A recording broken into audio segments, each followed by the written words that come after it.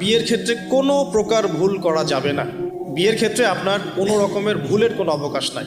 অবকাশ নাই বলতে বোঝাচ্ছি যে যখন আপনি বিবাহিত নন তখন আপনার কাছে বিয়েটা একটা ফ্যান্টাসি, যে বিয়ে করতে হবে, বিয়ের আলোচনা শুনলে মুখে হাসি চলে আসছে, কিন্তু বাস্তবতা কিন্তু এমন নয়।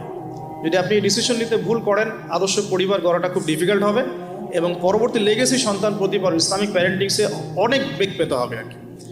তো বিয়ের ক্ষেত্রে রাসূল সাল্লাল্লাহু আলাইহি ওয়াসাল্লাম যেটা বলেছেন যে তোমরা অবশ্যই দিনদারিতাকে প্রাধান্য দিবে। এখানে যদি তার সৌন্দর্য থাকে, সে দেখতে সুন্দর হয়, বংশ ভালো হয় এবং অর্থবিত্ত থাকে, এটা তো আপনার নূরুন আলা নূর, আলোর উপরে আলো। যদি এটা নাও হয় তারপরে আপনাকে দিনদারিতা প্রাধান্য দিয়েই বিয়ে শাদী করতে হবে। এই জায়গায় কোনো রকম কম্প্রোমাইজ করতে যায় না, বা এই ব্যবসায় ভুল করলে আপনি সারা জীবন লস খাবেন আর কি। ঠিক আছে। আর যারা বিয়ে করে ফেলেছেন কিন্তু দিনদারিতার ঘাটতি আছে, তাদের জন্য সবর ছাড়া কোনো অপশন নাই। সবরের মধ্য দিয়ে